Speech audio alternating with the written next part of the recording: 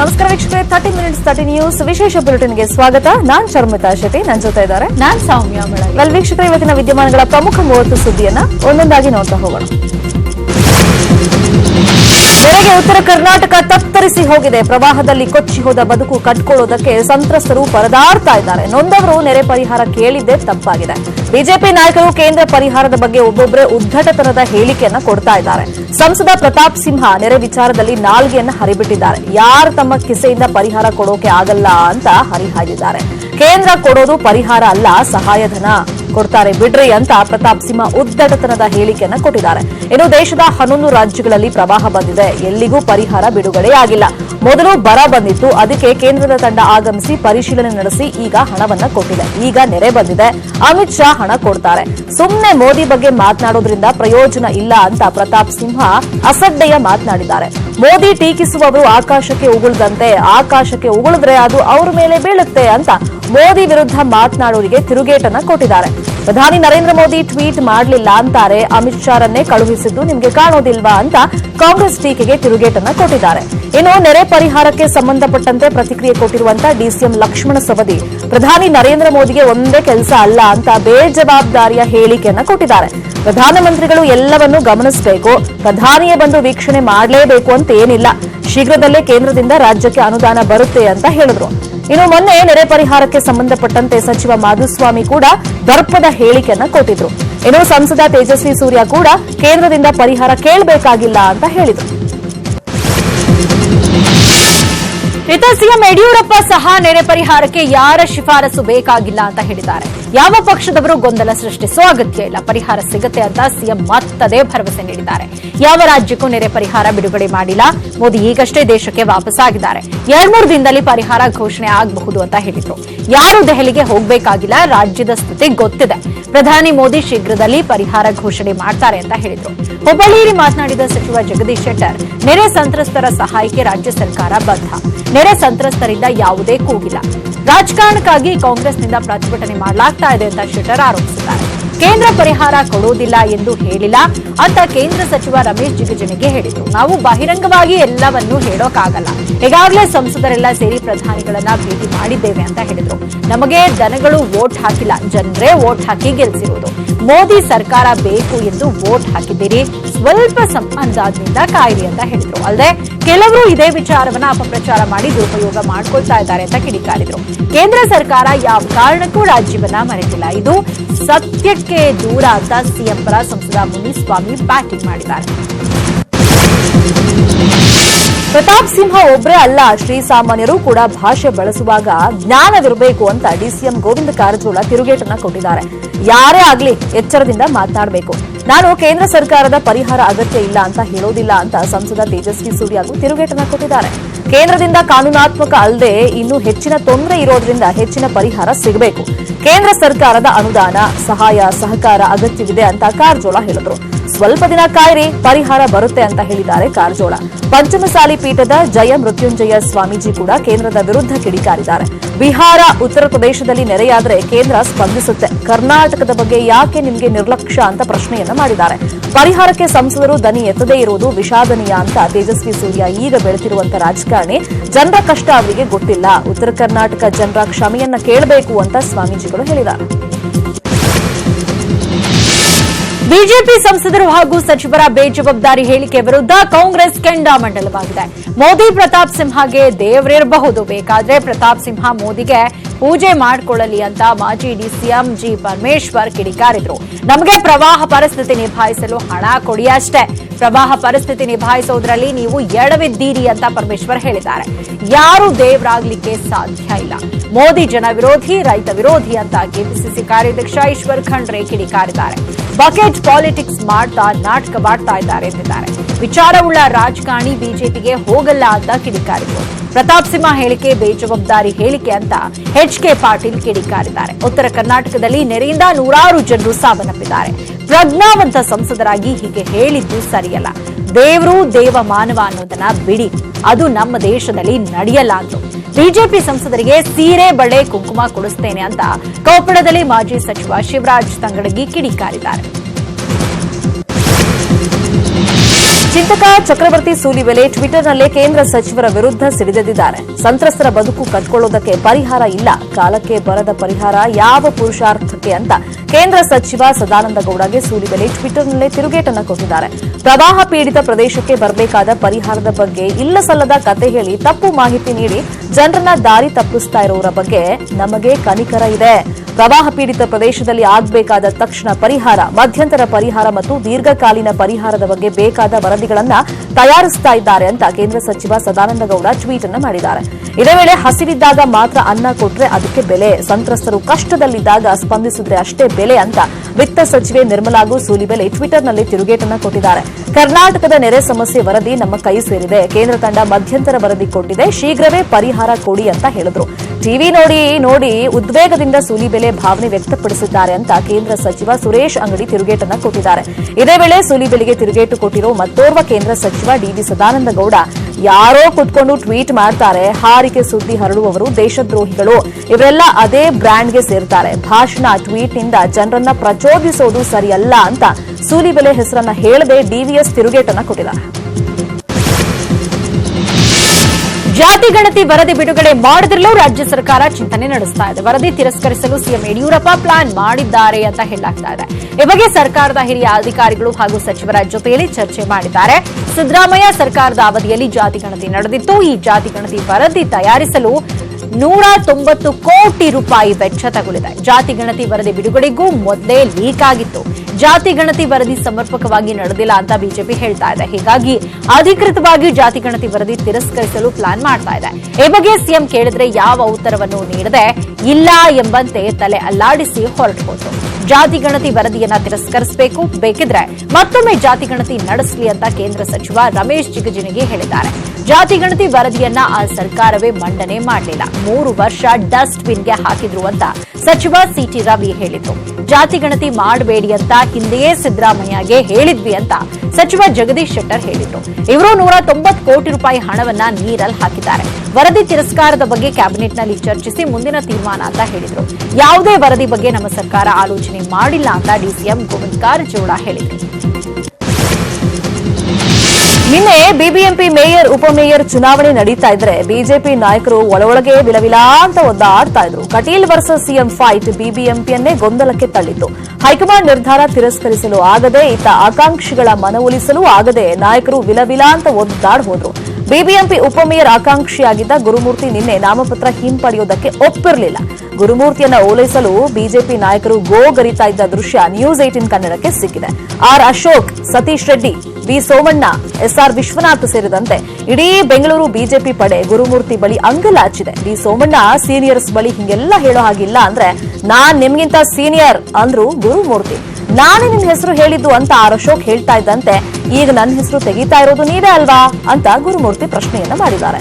ಇದಕ್ಕಿಂತ ಒಳ್ಳೆ ಪೋಸ್ಟ್ ಕೊಡ್ತೀನಿ, ನನ್ನ ಮಾತಿಗೆ ಗೌರವ ಕೊಡು ಅಂದ್ರೆ ಇನ್ನೆಷ್ಟು ದಿನ ಗೌರವ ಕೊಡೋದು ಅಂತ ಗುರುಮೂರ್ತಿ ತಿರುಗಿಬಿದ್ದಿದ್ರು. ಬಿಬಿಎಂಪಿ ಮೇಯರ್ ಗೌತಮ್ಗೆ ಆಡಳಿತ ನಡೆಸೋ ಹಾದಿ ಅಷ್ಟೊಂದು ಸುಗಮವಾಗಿಲ್ಲ. ಪ್ರತಿಯೊಂದು ಕೆಲಸ ಮಾಡೋ ಮುನ್ನ ಪರ್ಮಿಷನ್ ತಗೊಳ್ಬೇಕು. ಯಾವುದೇ ಹೇಳಿಕೆ ನೀಡುವ ಮುನ್ನ ರಾಜ್ಯ ವರಿಷ್ಠರ ಅನುಮತಿ ಪಡಿಬೇಕು ಅಂತ ಮೇಯರ್ ಗೌತಮ್ಗೆ ಈಗಾಗಲೇ ಕಟ್ಟಪ್ಪಣೆಯಾಗಿದೆಯಂತೆ. ವಾರಕ್ಕೆ 3 ವಾರ್ಡ್ಗಳ ವೀಕ್ಷಣೆ ಮಾಡಬೇಕು. ಜೊತೆಗೆ ಮುಜುಗರ ತರುವಂತಹ ಯಾವುದೇ ಕೆಲಸ ಮಾಡದಂತೆ ಖಡಕ್ ಸೂಚನೆ ನೀಡಲಾಗಿದೆ. ಜೊತೆಗೆ ಟೌನ್ ಪ್ಲಾನಿಂಗ್, ಟಿಡಿಆರ್ ಜಾಹೀರಾತು ವಿಷಯಕ್ಕೆ ಕೈ ಹಾಕದಂತೆ ಬಿಜೆಪಿ ವರಿಷ್ಠರು ವಾರ್ನಿಂಗ್ ನೀಡಿದ್ದಾರೆ ಅಂತ ಹೇಳಲಾಗ್ತಾ ಇದೆ. ಇನ್ನು ಮೇಯರ್ ಬಗ್ಗೆ ಪ್ರತಿಕ್ರಿಯಿಸಿದ ಸಿಎಂ, ಮುಂದಿನ ಬಾರಿಯೂ ಬಿಜೆಪಿ ಅಧಿಕಾರಕ್ಕೆ ಬರಬೇಕು, ಆ ಜವಾಬ್ದಾರಿ ಮೇಯರ್ ಉಪಮೇಯರ್ ಮೇಲಿದೆ. ಇನ್ಮೇಲೆ ಬಿಬಿಎಂಪಿಯಲ್ಲಿ ಅಭಿವೃದ್ಧಿ ಕೆಲಸ ಆಗುತ್ತೆ ಅಂತ ಹೇಳಿದ್ರು. ಮೇಯರ್ ಆಯ್ಕೆ ವೇಳೆ ಜೆಡಿಎಸ್ ಮತ ಹಾಕದ ವಿಚಾರಕ್ಕೆ ಸಂಬಂಧಪಟ್ಟ ಹಾಗೆ ಮೇಯರ್ ಗೌತಮ್ ಕುಮಾರ್ ಪ್ರತಿಕ್ರಿಯೆಯನ್ನ ನೀಡಿದ್ದಾರೆ. ನಾನು ಯಾರಿಗೂ ಒತ್ತಾಯ ಮಾಡಲು ಆಗಲ್ಲ.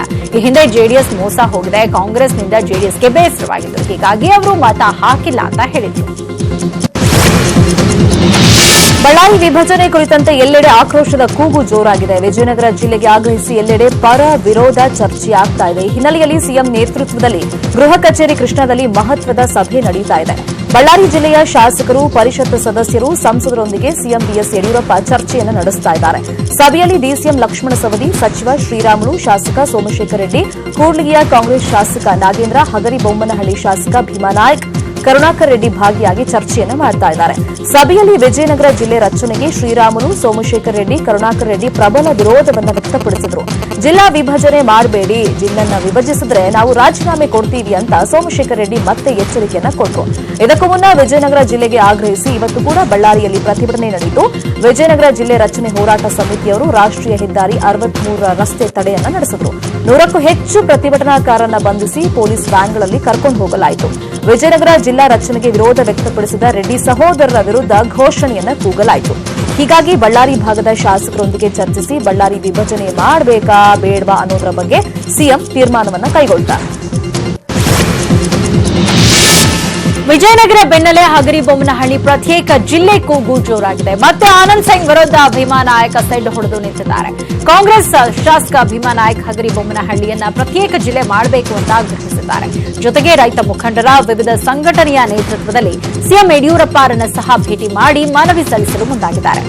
ಒಂದೇ ಜಿಲ್ಲೆಯಲ್ಲಿ 2 ತಾಲೂಕುಗಳನ್ನ ಪ್ರತ್ಯೇಕ ಜಿಲ್ಲೆಯನ್ನಾಗಿ ಘೋಷಣೆ ಮಾಡುವಂತೆ ಪಟ್ಟು ಹಿಡಿದಿದ್ದಾರೆ. ಈ ಮೂಲಕ ಆನಂದ್ ಸಿಂಗ್ಗೆ ಟಕ್ಕರ್ ಕೊಡಲು ಭೀಮಾ ನಾಯಕ್ ಮುಂದಾಗಿದ್ದಾರೆ. ಇತ್ತ ನೂತನ ಜಿಲ್ಲೆಗೆ ಆಗ್ರಹಿಸಿ ನಾಳೆ ಬಾಗಲಕೋಟೆ ಜಮಖಂಡಿ ನಗರ ಬಂದ್ಗೆ ಕರೆ ನೀಡಲಾಗಿದೆ. ಜಮಖಂಡಿ ಜಿಲ್ಲಾ ಹೋರಾಟ ಸಮಿತಿ ಓಲೆ ಮಠದ ಡಾಕ್ಟರ್ ಚನ್ನಬಸವ ಸ್ವಾಮೀಜಿಗಳ ನೇತೃತ್ವದಲ್ಲಿ ಬಂದ್ಗೆ ಕರೆ ನೀಡಲಾಗಿದೆ. ನಾಳೆ ಸಂಪೂರ್ಣ ಜಮಖಂಡಿ ನಗರ ಬಂದ್ ಆಗಲಿದ್ದು ಸಾರ್ವಜನಿಕರು ಸಹಕರಿಸಬೇಕು ಅಂತ ಸಂಘಟನೆ ಮನವಿ ಮಾಡಿದೆ. ಬಿಜೆಪಿಯಲ್ಲಿ ಬಿಎಸ್ವೈ ಕಟೀಲ್ ಕಚ್ಚಾಟಕ್ಕೆ ತುಮಕೂರು ಬಿಜೆಪಿ ಮುಖಂಡ ಬಲಿಯಾಗಿದ್ದಾನೆ. ಸಿಎಂ ಬಿಎಸ್ ಯಡಿಯೂರಪ್ಪ ಅವರನ್ನ ಹೊಗಳಿ ನಳಿನ್ ಕುಮಾರ್ ಕಟೀಲ್ ಅವರನ್ನ ತೆಗಳಿದ್ದ ತಪ್ಪಿಗೆ ಬಿಜೆಪಿ ಮುಖಂಡನ ಶಿವರುದ್ರಪ್ಪ ಅವರನ್ನ ಪಕ್ಷದಿಂದ ಉಚ್ಚಾಟನೆ ಮಾಡಲಾಗಿದೆ. ಕೆ ಶಿವರುದ್ರಯ್ಯ ಕೊರಟಗೆರೆ ಮಂಡಳಿ ಕಾರ್ಯದರ್ಶಿಯಾಗಿದ್ದರು. ಯಡಿಯೂರಪ್ಪ ಮಾಸ್ ಲೀಡರ್, ಅವರಂತೆ ಜನಸಂಘಟನೆ ಮಾಡೋರು ಯಾರೂ ಇಲ್ಲ. ಯಡಿಯೂರಪ್ಪ ಒಂದು ಕುಗ್ರಾಮಕ್ಕೆ ಹೋದ್ರು 5,000 ಜನ ಸೇರ್ತಾರೆ. ನಳಿನ್ ಕುಮಾರ್ ಬಂದ್ರೆ 5 ಜನನೂ ಕೂಡ ಸೇರಲ್ಲ ಅಂತ ಹೇಳಿದ್ದಾರೆ. ಪಕ್ಷದವರೇ ಸಿಎಂ ಯಡಿಯೂರಪ್ಪ ಅವರನ್ನ ನೆಮ್ಮದಿಯಿಂದ ಆಡಳಿತ ಮಾಡೋದಕ್ಕೆ ಬಿಡ್ತಾ ಇಲ್ಲ. ಈಗಲಾದ್ರೂ ಅಮಿತ್ ಶಾ ಹಾಗೇನೆ ಪ್ರಧಾನಿ ಮೋದಿ ಎಚ್ಚೆತ್ತುಕೊಳ್ಬೇಕು. ಇಲ್ಲದೇ ಇದ್ರೆ ರಾಜ್ಯದಲ್ಲಿ ಬಿಜೆಪಿ ನೆಲ ಕಚ್ಚೋದು ಗ್ಯಾರಂಟಿ ಅಂತ ಶಿವರುದ್ರಯ್ಯ ಹೇಳಿಕೆಯನ್ನ ಕೊಟ್ಟಿದ್ರು. ಈ ವಿಡಿಯೋ ಸಾಮಾಜಿಕ ಜಾಲತಾಣದಲ್ಲಿ ವೈರಲ್ ಆಗಿತ್ತು. ಕಟೀಲ್ ಅವರನ್ನ ಬೈದ ತಪ್ಪಿಗೆ ಶಾಸಕ ಹಾಗೇನೆ ಜಿಲ್ಲಾಧ್ಯಕ್ಷ ಜಿಬಿ ಜ್ಯೋತಿ ಗಣೇಶ್ ಶಿವರುದ್ರಯ್ಯ ಅವರನ್ನ ವಜಾಗೊಳಿಸಿ ಆದೇಶವನ್ನ ಹೊರಡಿಸಿದ್ದಾರೆ. ಇನ್ನು ಕದ್ದಾಲಿಕೆಗೆ ಸಂಬಂಧಪಟ್ಟ ಹಾಗೆ ಇದೀಗ ಸಿಬಿಐ ತನಿಖೆ ಚುರುಕುಗೊಂಡಿರುವಂತದ್ದು. ಸಿಬಿಐ ತನಿಖೆ ಇದೀಗ ಕದ್ದಾಲಿಕೆ ಕರ್ಮಕಾಂಡ ವಿಚಾರಕ್ಕೆ ಸಂಬಂಧಪಟ್ಟ ಹಾಗೆ ತನಿಖೆಯನ್ನ ಚುರುಕುಗೊಳಿಸಿದೆ. ಟೆಲಿಫೋನ್ ಕದ್ದಾಲಿಕೆ ಪ್ರಕರಣಕ್ಕೆ ಸಂಬಂಧಪಟ್ಟ ಹಾಗೆ ಇವತ್ತು ಕೂಡ ಸಿಸಿಬಿ ಎಸಿಪಿ ಆಗಿರುವ ರಾಮಚಂದ್ರಪ್ಪ ವಿಚಾರಣೆಗೆ ಹಾಜರಾಗಿದ್ರು. 10 ದಿನಗಳಿಂದ ಸಿಬಿಐ ನಿರಂತರವಾಗಿ ವಿಚಾರಣೆ ನಡೆಸಿ ಮಾಹಿತಿಯನ್ನ ಕಲೆ ಹಾಕ್ತಾ ಇದೆ. ಇನ್ನೂರು ಸುತ್ತೂರು ಶ್ರೀಗಳ ಫೋನ್ ಕದ್ದಾಲಿಕೆ ವಿಚಾರಕ್ಕೆ ಸಂಬಂಧಪಟ್ಟ ಹಾಗೆ ಮೈಸೂರಿನಲ್ಲಿ ಸಿಎಂ ಯಡಿಯೂರಪ್ಪ ರಿಯಾಕ್ಟ್ ಮಾಡಿ ಯಾರ ಫೋನ್ ಕದ್ದಾಲಿಕೆ ಆಗಿದ್ರೂ ಸತ್ಯ ಹೊರಬರುತ್ತೆ, ತನಿಖೆ ವರದಿ ಬರಲಿ, ಆಮೇಲೆ ನಾನು ಮಾತನಾಡ್ತೇನೆ ಅಂತ ಹೇಳಿದ್ದಾರೆ. ಸತ್ಯ ಹೊರಬಂದ ಮೇಲೆ ಆ ಬಗ್ಗೆ ಜನರಿಗೆ ಅರಿವಾಗಲಿದೆ ಅಂತ ಸಚಿವ ಪ್ರತಾಪ್ ಸಿಂಹ ಹೇಳಿದ್ದಾರೆ. ಸಚಿವ ವಿ ಸೋಮಣ್ಣ ಮಾತನಾಡಿ ತಪ್ಪು ಮಾಡಿದವರಿಗೆ ಶಿಕ್ಷೆ ಆಗುತ್ತೆ, ಬೇಕು ಕಣ್ಮುಚ್ಕೊಂಡು ಹಾಲು ಕುಡಿದ್ರು ಕೊನೆಗೆ ಅದು ಸಿಕ್ಕೇ ಸಿಗುತ್ತೆ, ಇದು ಕೂಡ ಅದೇ ರೀತಿ ಅಂತ ಹೇಳಿದ್ದಾರೆ. ಇದೇ ವೇಳೆ ಮೈಸೂರಿನಲ್ಲಿ ಶಾಸಕ ರಾಮದಾಸ್ ಮಾತನಾಡಿ ರಾಜಕೀಯಕ್ಕಾಗಿ ನೀಚ ಸ್ಥಿತಿಗೆ ಇಳಿಬಾರದು, ಸ್ವಾಮೀಜಿಗಳು ಒಂದು ಪಕ್ಷದ ಪರ ಇರೋದಿಲ್ಲ, ಅಂತವರ ಟೆಲಿಫೋನ್ ಕದ್ದಾಲಿಕೆಗೆ ಬೇಸರ ಆಗಿದೆ ಅಂತ ಹೇಳಿದ್ದಾರೆ. ಮಾಟ ಮಂತ್ರ ಮಾಡ್ತಾ ಇದ್ದ ವ್ಯಕ್ತಿಗೆ ಗ್ರಾಮಸ್ಥರೇ ಸಖತ್ತಾಗಿ ಗೂಸ ಕೊಟ್ಟಿದ್ದಾರೆ. ಈ ಘಟನೆ ಬೀದರ್ ಜಿಲ್ಲೆಯ ಹುಮ್ನಾಬಾದ್ ಪಟ್ಟಣದಲ್ಲಿ ನಡೆದಿರೋದು. ಕಳೆದ 4 ದಿನಗಳ ಹಿಂದೆ ಘಟನೆ ನಡೆದಿದ್ದು ಅಂಗಡಿ ಮಂದಿ ಮಾಟ ಮಂತ್ರ ಮಾಡಿ ಆಸಾಮಿ ಸಿಕ್ಕಿಬಿದ್ದಿದ್ದಾನೆ. ಇನ್ನು ವಿಶ್ವನಾಥ್ ರೆಡ್ಡಿ ಅಂಗಡಿ ಮುಂದೆ ಕುಂಕುಮ ಅರಿಶಿನ ಸಿಂಪಡಿಸಿ ಮಾಟ ಮಂತ್ರ ಮಾಡ್ತಾ ಇದ್ದಾನೆ. ಆತ ಮಾಟ ಮಂತ್ರ ಮಾಡ್ತಿರುವಂತಹ ದೃಶ್ಯ ಸಿಸಿಟಿವಿಯಲ್ಲಿ ಕ್ಯಾಪ್ಚರ್ ಆಗಿತ್ತು. ಇದನ್ನು ಕಂಡಂತ ಸಾರ್ವಜನಿಕರು ವಿಶ್ವನಾಥ್ ರೆಡ್ಡಿಗೆ ಸರಿಯಾಗಿ ಥಳಿಸಿ ಬಳಿಕ ಪೊಲೀಸರಿಗೆ ಒಪ್ಪಿಸಿದ್ದಾರೆ. ಈ ಕುರಿತಂತೆ ಹುಮ್ನಾಬಾದ್ ಪೊಲೀಸ್ ಠಾಣೆಯಲ್ಲಿ ಪ್ರಕರಣ ದಾಖಲಾಗಿದೆ. ವಿಜಯಪುರದಲ್ಲಿ ಭೀಕರ ರಸ್ತೆ ಅಪಘಾತ ಸಂಭವಿಸಿದೆ. ಕೊಲ್ಹಾರ ಬಳಿ ಟಂಟಂ ಹಾಗೂ ಬಸ್ ನಡುವೆ ಡಿಕ್ಕಿ ಸಂಭವಿಸಿ ಸ್ಥಳದಲ್ಲೇ 4 ಸಾವನ್ನಪ್ಪಿದ್ದಾರೆ. ಘಟನೆಯಲ್ಲಿ ಹಲವರಿಗೆ ಗಾಯಗಳಾಗಿದ್ದು ಗಾಯಾಳುಗಳಿಗೆ ಸ್ಥಳೀಯ ಆಸ್ಪತ್ರೆಯಲ್ಲಿ ಚಿಕಿತ್ಸೆಯನ್ನ ನೀಡಲಾಗ್ತಾ ಇದೆ. ಪೊಲೀಸರಿಂದ ತಪ್ಪಿಸಿಕೊಳ್ಳಲು ಹೋಗಿ ಟಂಟಂ ಸರ್ಕಾರಿ ಬಸ್ಗೆ ಗೊತ್ತಿದೆ. ಟಂಟಂ ಪ್ರಯಾಣಿಕರನ್ನ ತುಂಬಿಕೊಂಡು ಬರ್ತಾ ಇತ್ತು. ಕೊಲ್ಹಾರ ಬಳಿ ಪೊಲೀಸರು ಟಂಟಂ ತಡೆಯಲು ಮುಂದಾಗಿದ್ದಾರೆ. ಗಾಬರಿಗೊಂಡ ಚಾಲಕ ಪೊಲೀಸರಿಂದ ತಪ್ಪಿಸಿಕೊಳ್ಳೋದಕ್ಕೆ ಹೋಗಿ ಸರ್ಕಾರಿ ಬಸ್ಗೆ ಗುದ್ದಿದ್ದಾನೆ. ಅಪಘಾತದಲ್ಲಿ 4 ಸಾವನ್ನಪ್ಪಿದ್ದು ಸಾವಿನ ಸಂಖ್ಯೆ ಮತ್ತಷ್ಟು ಹೆಚ್ಚಾಗುವ ಸಾಧ್ಯತೆ ಇದೆ. ಇನ್ನು ಸ್ಥಳದಲ್ಲಿ ಆಕ್ಸಿಡೆಂಟ್ ಬಳಿಕ ಬಿಗುವಿನ ವಾತಾವರಣ ನಿರ್ಮಾಣವಾಗಿತ್ತು. ರೊಚ್ಚಿಗೆದ್ದ ಸಾರ್ವಜನಿಕರು ಪೊಲೀಸ್ ವಾಹನಕ್ಕೆ ಬೆಂಕಿ ಇಟ್ಟು ಆಕ್ರೋಶ ಹೊರಹಾಕಿದ್ರು. ರಸ್ತೆ ಮಧ್ಯೆ ಟೈರ್ಗೆ ಬೆಂಕಿ ಹಚ್ಚಿ ಕೆಎಸ್ಆರ್ಟಿಸಿ ಬಸ್ ಮೇಲೆ ಕಲ್ಲು ತೂರಾಟ ನಡೆಸಿದ್ರು. ಗಲಾಟೆ ವೇಳೆ ಪಿಎಸ್ಐ ಪೇದೆಗಳ ಮೇಲೆ ಹಲ್ಲೆ ನಡೆದಿದ್ದು ಪೇದೆಗಳು ಆಸ್ಪತ್ರೆಯಲ್ಲಿ ಚಿಕಿತ್ಸೆಯನ್ನು ಪಡಿತಾ ಇದ್ದಾರೆ. ಇನ್ನು ಈ ಪ್ರಕರಣ ಸಂಬಂಧ ವಿಜಯಪುರ ಜಿಲ್ಲೆ ಕೊಲ್ಹಾರ ಪೊಲೀಸ್ ಠಾಣೆಯಲ್ಲಿ ಪ್ರಕರಣ ದಾಖಲಾಗಿದೆ. ಘಟನಾ ಸ್ಥಳಕ್ಕೆ ವಿಜಯಪುರ ಎಸ್ಪಿ ಪ್ರಕಾಶ್ ಅಮಿತ್ ನಿಕಂ ಭೇಟಿಯನ್ನ ನೀಡಿ ಪರಿಶೀಲಿಸಿದರು. ಘಟನೆಗೆ ಸಂಬಂಧಪಟ್ಟ ಹಾಗೆ 4 ಜನರನ್ನು ವಶಕ್ಕೆ ಪಡೆಯಲಾಗಿದೆ. ಪೊಲೀಸರ ದಂಡವನ್ನ ತಪ್ಪಿಸಲು ಹೋಗಿ ಅಪಘಾತ ನಡೆದಿದೆ ಎನ್ನುವ ಬಗ್ಗೆ ತನಿಖೆ ನಡೆಸಲಾಗ್ತಾ ಇದೆ. ಸಂಪೂರ್ಣ ತನಿಖೆ ಬಳಿಕ ಸತ್ಯಾಂಶ ಹೊರಗೆ ಬರಲಿದೆ ಅಂತ ಎಸ್ಪಿ ಹೇಳಿದ್ದಾರೆ. ಯಾದಗಿರಿಯಲ್ಲೊಬ್ಬ ನದಿಯಲ್ಲಿ ಹುಚ್ಚು ಸಾಹಸ ಮಾಡೋಕ್ ಹೋಗಿ ಪೇಚಿಗೆ ಸಿಲುಕಿದ್ದಾನೆ. ಹಣ ಪಡೆಯಲು ಈಜ್ಕೊಂಡು ಮಾವನ ಮನೆಗೆ ಹೋಗಲು ನದಿಯಲ್ಲಿ ಅಂತ ಬಿದ್ದಿದ್ದಾನೆ. ಈಜ್ಕೊಂಡು ಹೋಗ್ತಾ ಇದ್ದ 30 ವರ್ಷದ ಗುತ್ತಪ್ಪ ನದಿ ಮಧ್ಯೆ ಸಿಲುಕಿ ಒದ್ದಾಡಿ ಹೋಗಿದ್ದಾನೆ. ನನ್ನನ್ನ ಕಾಪಾಡಿ ಕಾಪಾಡಿ ಅಂತ ಅಂಗಲಾಚಿದ್ದಾನೆ. ಅಲ್ಲದೆ ದಡದಲ್ಲಿ ಸ್ನಾನ ಮಾಡ್ತಿದ್ದ ಜನರು ಇದನ್ನ ರಕ್ಷಣೆಗೆ ಅಂತ ಹೋಗಿದ್ದಾರೆ. ಆದ್ರೆ ಸಾಧ್ಯವಾಗಿಲ್ಲ. ತಕ್ಷಣ ಅಗ್ನಿಶಾಮಕ ದಳಕ್ಕೆ ವಿಷಯವನ್ನು ಮುಗಿಸಿದ್ದಾರೆ. ಸ್ಥಳಕ್ಕೆ ಬಂದ ಅಗ್ನಿಶಾಮಕ ಸಿಬ್ಬಂದಿ ಹಾಗೂ ಪೊಲೀಸರು ಗುತ್ತಪ್ಪನನ್ನ ರಕ್ಷಿಸೋಕೆ ಹರಸಾಹಸ ಪಟ್ಟಿದ್ದಾರೆ. ನಿತ್ರಾಣಗೊಂಡಿದ್ದ ಗುತ್ತಪ್ಪನನ್ನ ಅಗ್ನಿಶಾಮಕ ಸಿಬ್ಬಂದಿ ರಕ್ಷಣೆ ಮಾಡಿದ್ದಾರೆ. ಸದ್ಯ ಗುತ್ತಪ್ಪನನ್ನ ಸುರಪುರದ ಸರ್ಕಾರಿ ಆಸ್ಪತ್ರೆಗೆ ದಾಖಲಿಸಿ ಚಿಕಿತ್ಸೆಯನ್ನ ಕೊಡಿಸಲಾಗ್ತಾ ಇದೆ. ಮಾವನ ಹತ್ರ ಹಣ ಪಡೆಯೋಕೆ ಗುತ್ತಪ್ಪ ಕೃಷ್ಣಾ ನದಿಯಲ್ಲಿ ಈಜ್ಕೊಂಡು ಶೆಳ್ಳಗಿ ಗ್ರಾಮಕ್ಕೆ ಹೋಗಬೇಕಾಗಿತ್ತು. ಇದೀಗ ಹುಚ್ಚು ಸಾಹಸ ಮಾಡೋಕೆ ಹೋಗಿ ಆಸ್ಪತ್ರೆ ಸೇರ್ಕೊಂಡಿದ್ದಾನೆ. ರಾಜ್ಯದ ಹಲವೆಡೆ ಮಳೆಯ ಆರ್ಭಟ ಮತ್ತೆ ಜೋರಾಗಿದೆ. ರಾಯಚೂರಲ್ಲಿ ಭಾರೀ ಮಳೆಯಾಗಿ ಜನಜೀವನ ಅಸ್ತವ್ಯಸ್ತವಾಗಿತ್ತು. ಮಾರವಿ ಪಟ್ಟಣದಲ್ಲಿ ನಿನ್ನೆ ಸಂಜೆ ಸುರಿದಂತಹ ಮಳೆಯಿಂದಾಗಿ ಬಸ್ ನಿಲ್ದಾಣದಲ್ಲಿ ನೀರು ನಿಂತಿದೆ. ಇಡೀ ಬಸ್ ನಿಲ್ದಾಣವು ಕೆಸರುಮಯ ನೀರಿಂದ ತುಂಬಿದ್ದು ಬಸ್ನಲ್ಲಿ ಪ್ರಯಾಣಿಸುವ ಪ್ರಯಾಣಿಕರು ಪರದಾಡುವಂತ ಪರಿಸ್ಥಿತಿ ಇದೆ. ಮಾನವಿ ಪಟ್ಟಣದಲ್ಲಿ ಚರಂಡಿ ವ್ಯವಸ್ಥೆ ಸರಿ ಇಲ್ಲದೆ ಇರೋದ್ರಿಂದ ಬಸ್ ನಿಲ್ದಾಣಕ್ಕೆ ನೀರು ನುಗ್ಗಿದ್ರಿಂದ ಪ್ರಯಾಣಿಕರು ತೊಂದರೆಯನ್ನು ಅನುಭವಿಸಿದರು. ಹೀಗಾಗಿ ಪ್ರಯಾಣಿಕರು ಪುರಸಭೆಗೆ ಹಿಡಿಶಾಪವನ್ನ ಹಾಕ್ತಾ ಇದ್ದಾರೆ. ಕೋಟೆನಾಡು ಚಿತ್ರದುರ್ಗ ಜಿಲ್ಲೆಯಲ್ಲೂ ಕೂಡ ವರುಣನ ಅಬ್ಬರ ಮುಂದುವರೆದಿತ್ತು. ತಡರಾತ್ರಿ ಸುರಿದ ಮಳೆಗೆ ಐತಿಹಾಸಿಕ ಸಿಹಿನೀರು ಹೊಂಡ ಭರ್ತಿಯಾಗಿದ್ದು ಸಿಹಿನೀರು ಹೊಂಡದಿಂದ ಸಂತೆ ಹೊಂಡಕ್ಕೆ ನೀರು ಹರಿತಾ ಇದೆ. ನಗರದ ಹೆಡ್ ಪೋಸ್ಟ್ ಆಫೀಸ್ ಆವರಣಕ್ಕೆ ನೀರು ನುಗ್ಗಿತ್ತು. ಇನ್ನು ಹರಿತಾ ಇರುವಂತಹ ನೀರಲ್ಲಿ ಮೀನು ಹಿಡಿಯಲು ಯುವಕರು ಪೈಪೋಟಿಯನ್ನು ನಡೆಸಿದ್ದು ನಾಕಿಕೆರೆ ಗ್ರಾಮದ ಹಳ್ಳ ಮಳೆಗೆ ತುಂಬಿ ಹರಿತಾ ಇದೆ. ಮದುವೆಗೆ ಮನೆಯವರು ವಿರೋಧ ವ್ಯಕ್ತಪಡಿಸಿದ ಹಿನ್ನೆಲೆಯಲ್ಲಿ ಪ್ರೇಮಿಗಳು ಆತ್ಮಹತ್ಯೆ ಮಾಡಿಕೊಂಡಿದ್ದಾರೆ. ಈ ಘಟನೆ ಚಿಕ್ಕಮಗಳೂರು ಜಿಲ್ಲೆ ಮೂಡಿಗೆರೆಯಲ್ಲಿ ನಡೆದಿದೆ. 25 ವರ್ಷದ ನೂತನ್ ಹಾಗೂ 22 ವರ್ಷದ ಅಪೂರ್ವ ಹಲವು ವರ್ಷಗಳಿಂದ ಪ್ರೀತಿ ಮಾಡ್ತಾ ಇದ್ರು. ಪ್ರೀತಿ ವಿಷಯ ಮನೆಗೆ ತಿಳಿಸಿ ಮದುವೆ ಆಗೋದಕ್ಕೆ ಮುಂದಾಗಿದ್ರು. ಆದ್ರೆ ಇಬ್ಬರ ಪ್ರೀತಿಗೆ ಮನೆಯವರು ಒಪ್ಪಿಲ್ಲ.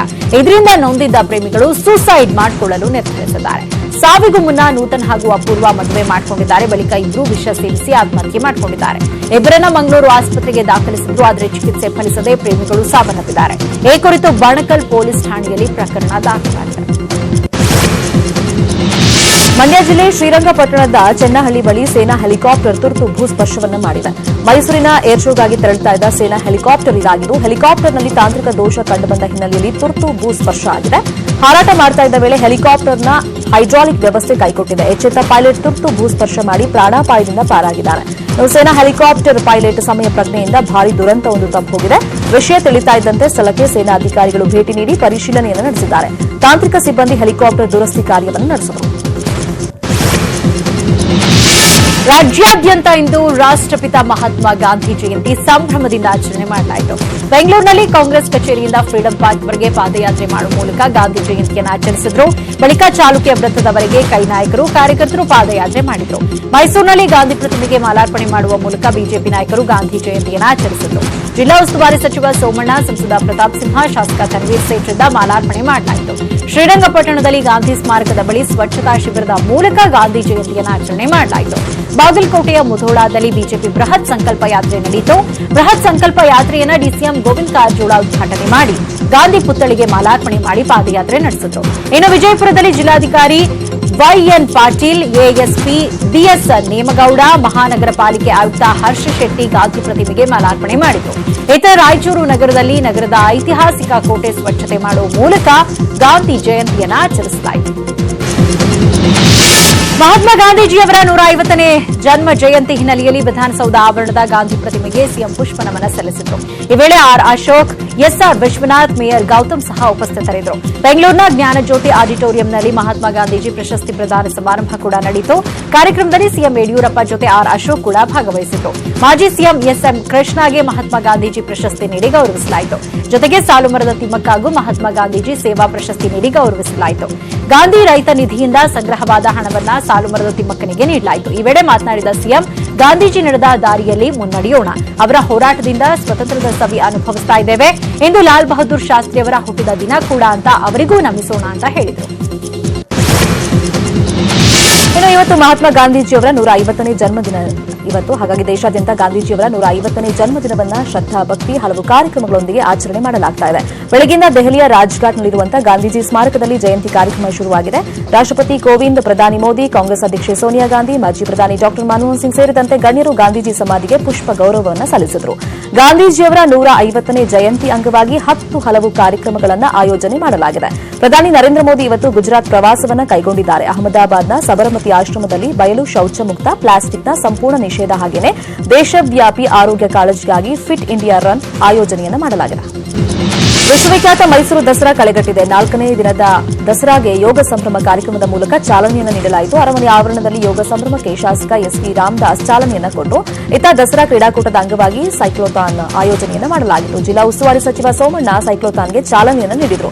ಇನ್ನು ಇದೇ ಮೊದಲ ಬಾರಿಗೆ ದಸರಾ ಏರ್ ಶೋ ನಡೆಯಿತು. ಹೆಲಿಕಾಪ್ಟರ್ನಲ್ಲಿ ಪುಷ್ಪಾರ್ಚನೆ ಮಾಡುವ ಮೂಲಕ ಏರ್ ಶೋಗೆ ಚಾಲನೆಯನ್ನು ನೀಡಲಾಯಿತು. 15,000ಕ್ಕೂ ಹೆಚ್ಚು ಜನರು ಆಗಸದಲ್ಲಿ ಲೋಹದ ಹಕ್ಕಿಗಳ ಚಿತ್ತಾರವನ್ನು ವೀಕ್ಷಣೆ ಮಾಡಿದರು. ಹಿರಿಯ ಸಾಹಿತಿ ಪದ್ಮಶ್ರೀ ಡಾಕ್ಟರ್ ದೊಡ್ಡರಂಗೇಗೌಡರಿಂದ ಕವಿಗೋಷ್ಠಿ ಉದ್ಘಾಟನೆ ಮಾಡಲಾಯಿತು. ದಸರಾ ಆಹಾರ ಮೇಳದಲ್ಲಿ ಯುವತಿಯರಿಗೆ ಪಾನಿಪೂರಿ ತಿನ್ನುವಂತ ಸ್ಪರ್ಧೆಯನ್ನು ಆಯೋಜನೆ ಮಾಡಲಾಯಿತು.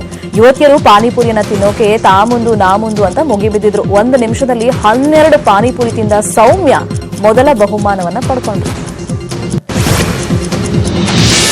ಚಾಮರಾಜನಗರದಲ್ಲಿ ನಡೀತಾ ಇರುವ ಗ್ರಾಮೀಣ ದಸರಾ ಅಂಗವಾಗಿ ಮ್ಯಾರಥಾನ್ ಆಯೋಜಿಸಲಾಗಿದ್ದು, ದಸರಾ ಉಪಸಮಿತಿ ಉಪಾಧ್ಯಕ್ಷ ನಿರಂಜನ್ ಕುಮಾರ್ ಹಸಿರು ಬಾವುಟ ಬೀಸುವ ಮೂಲಕ ಮ್ಯಾರಥಾನ್ಗೆ ಚಾಲನೆ ನೀಡಿದರು. ಚಾಮರಾಜೇಶ್ವರ ದೇವಾಲಯದ ಆವರಣದಲ್ಲಿ ಆರಂಭವಾದ ಮ್ಯಾರಥಾನ್ ನಗರದ ಪ್ರಮುಖ ರಸ್ತೆಗಳಲ್ಲಿ ಸಾಗಿ ಪ್ರವಾಸಿ ಮಂದಿರದ ಬಳಿ ಕೊನೆಗೊಳ್ಳಿತು. ಮ್ಯಾರಥಾನ್ನಲ್ಲಿ ಜನಪ್ರತಿನಿಧಿಗಳು, ಅಧಿಕಾರಿಗಳು ಸೇರಿದಂತೆ 1,000ಕ್ಕೂ ಹೆಚ್ಚು ವಿದ್ಯಾರ್ಥಿಗಳು ಭಾಗವಹಿಸಿದರು. ಮ್ಯಾರಥಾನ್ನಲ್ಲಿ ಭಾಗವಹಿಸಿದ್ದವರು ಪ್ಲಾಸ್ಟಿಕ್ ತ್ಯಜಿಸಿ ಪರಿಸರ ಉಳಿಸುವ ಬಗ್ಗೆ ಭಿತ್ತಿ ಚಿತ್ರ ಹಿಡಿದು ಪರಿಸರ ಸಂರಕ್ಷಣೆ ಬಗ್ಗೆ ಘೋಷಣೆ ಕೂಗುತ್ತಾ ಸಾಗಿದ್ದು ವಿಶೇಷವಾಗಿತ್ತು. ರಾಕಿಂಗ್ ಸ್ಟಾರ್ ಯಶ್ ಮತ್ತು ರಾಧಿಕಾ ಪಂಡಿತ್ ದಂಪತಿಯ ಮುದ್ದು ಮಗಳು ಆಯ್ರಾ ಯಶ್ಗೆ ಇಂದಿಗೆ ಸರಿಯಾಗಿ 10 ತಿಂಗಳು. ಆದರೆ ಈಗಲೇ ತುಂಬಾ ಬುದ್ಧಿವಂತೆ ಅನ್ನೋದನ್ನ ಈ ಮುದ್ದು ಕಂದಮ್ಮ ಪ್ರೂವ್ ಮಾಡಿದ. ಯಶ್ ಮತ್ತು ರಾಧಿಕಾ ಜೊತೆಯಲ್ಲಿರುವ ಫೋಟೋ ತೋರಿಸಿ ಅಪ್ಪ ಎಲ್ಲಿ ತೋರಿಸು ಅಂದ್ರೆ ಯಶ್ರನ್ನ ಮುಟ್ಟುವ ಆಯ್ರಾ ಅಮ್ಮ ಎಲ್ಲಿ ಅಂತ ಕೇಳಿದ್ರೆ ರಾಧಿಕಾರನ್ನ ಮುಟ್ಟಿ ತೋರಿಸಿ ಖುಷಿಯಿಂದ ಚಪ್ಪಾಳೆ ತಟ್ಟಿ ಸಂಭ್ರಮಿಸಿದ್ದಾಳೆ. ಸದ್ಯ ಈ ವಿಡಿಯೋವನ್ನ ರಾಧಿಕಾ ಪಂಡಿತ್ ತಮ್ಮ ಇನ್ಸ್ಟಾಗ್ರಾಮ್ ಅಕೌಂಟ್ನಲ್ಲಿ ಶೇರ್ ಮಾಡಿದ್ದಾರೆ. ಗಡ್ಡ ಇಲ್ಲದಿದ್ರೂ ಆಯ್ರಾ ತನ್ನ ಅಪ್ಪನನ್ನ ಗುರುತು ಹಿಡಿದಿದ್ದಾಳೆ. ಇದು 2 ತಿಂಗಳು ಹಿಂದೆ ಮಾಡಿದ ವಿಡಿಯೋ. ಆದ್ರೆ ಐರಾಗೆ ಇವತ್ತಿಗೆ 10 ತಿಂಗಳು ತುಂಬಿದ ಕಾರಣ ಇಂದು ಈ ಪೋಸ್ಟ್ ಮಾಡಿದ್ದೇನೆ ಅಂತ ರಾಧಿಕಾ ಬರೆದುಕೊಂಡಿದ್ದಾರೆ. ಕ್ರಾಂತಿ ಮಂತ್ರ ಜಪಿಸುತ್ತಲೇ ಸತ್ಯಾಗ್ರಹಗಳ ಮೂಲಕ ಭಾರತಕ್ಕೆ ಸ್ವಾತಂತ್ರ್ಯ ತಂದುಕೊಟ್ಟ ಮಹಾತ್ಮ ಗಾಂಧೀಜಿಯ 150ನೇ ಜಯಂತಿಗೆ ಇಲ್ಲೊಂದು ತಂಡ ಮ್ಯೂಸಿಕಲ್ ವಿಡಿಯೋವನ್ನು ಅರ್ಪಣೆ ಮಾಡಿದೆ.